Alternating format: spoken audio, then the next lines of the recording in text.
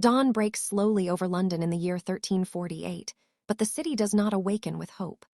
A pale, gray light creeps over the River Thames, reflecting off waters that carry both commerce and decay. Barges sit low in the tide, heavy with wool, grain, and imported goods, yet fewer sails appear on the horizon than in years past. The air itself feels unsettled, thick, damp, and tinged with the smell of smoke, waste, and fear. London is a city of nearly 50,000 souls, tightly packed within its stone walls. Timber-framed houses lean inward over narrow streets, their upper floors nearly touching. Open drains run down the center of these roads, carrying filth toward the river. At dawn, the sounds are familiar.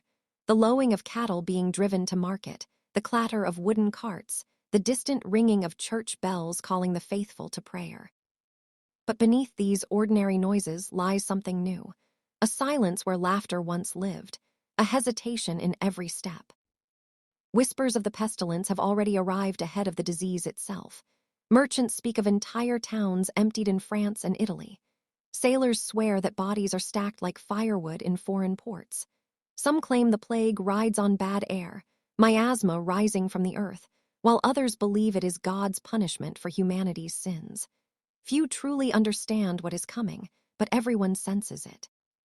In the poorer quarters near Billingsgate and Southwark, families rise from straw mattresses, cramped together in single rooms. Children cough in the cold morning air. Mothers press bread crusts into small hands, unaware that simple touch may soon become deadly. Rats scurry along beams and floors, their fleas unseen but ever present, moving freely between homes, warehouses, and ships. Across the city, the bells of St. Paul's Cathedral toll with solemn regularity. Clergy gather for morning prayers, asking for divine protection.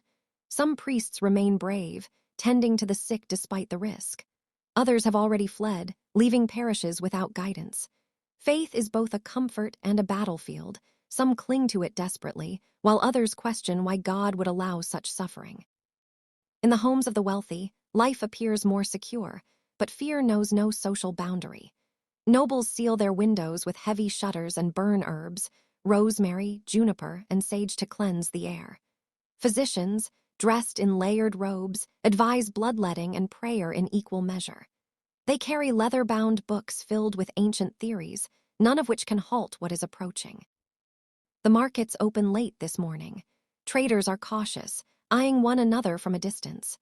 Rumors circulate that the first cases have appeared near the docks, men with swollen lumps in their groins and armpits, dark blotches spreading across their skin. By midday, these rumors will harden into truth. London, at dawn, stands balanced between routine and ruin. The city does not yet scream, but it holds its breath. Every footstep echoes slightly louder, every cough turns heads. The Black Death has not fully arrived, but its shadow already stretches across every street. By midday, London's fragile sense of normalcy begins to fracture. The sun climbs higher, but its warmth offers no comfort. Instead, it intensifies the stench rising from overcrowded alleys and open drains. News spreads quickly now, faster than any official proclamation. A dockworker has collapsed near the river. A tailor's apprentice has died within hours of falling ill. The plague is no longer a distant threat. It is here. The sick appear suddenly and violently. Fever grips them without warning. Painful swellings, buboes, emerge dark and angry beneath the skin. Some victims bleed from the nose and mouth, staining their clothes and the ground beneath them. Death often follows within 2 or 3 days, sometimes within hours. Physicians are helpless. Their remedies, leeches, poultices, charms, offer little more than false hope. Fear transforms behavior almost instantly. Neighbors avoid one another. Doors are shut and marked. Families abandon the sick to save themselves. Carts begin to roll through the streets, collecting bodies wrapped in rough cloth. The call echoes again and again. "Bring out your dead." It becomes the sound that defines the day. Commerce collapses under the weight of terror. Shops close their shutters. Markets thin. Ships remain anchored, their crews unwilling to unload cargo. The city's economy, once the beating heart of England's trade, stutters and begins to fail. Grain prices rise as supply falters, pushing the poor closer to starvation even before disease claims them. In the churches, desperation replaces order. Some citizens gather in large groups, praying for mercy, ironically accelerating the spread of the plague. Others turn to extreme acts of repentance, believing suffering will earn salvation. Flagellants march through streets, whipping their own backs until blood flows, chanting hymns and warnings of divine wrath. Yet not all responses are religious. Some Londoners search for scapegoats. Foreigners, beggars, and minorities are accused of poisoning wells or spreading the disease intentionally. Violence flares in pockets of the city, fueled by fear and ignorance. Medical knowledge proves tragically insufficient. Most physicians believe the plague spreads through corrupted air. Fires are lit in the streets to purify it. People carry flowers and spices in small pouches, pressing them to their noses. None of this stops the fleas moving silently from rat to human, from human to human. Amid the chaos, moments of humanity still flicker. A mother refuses to leave her sick child.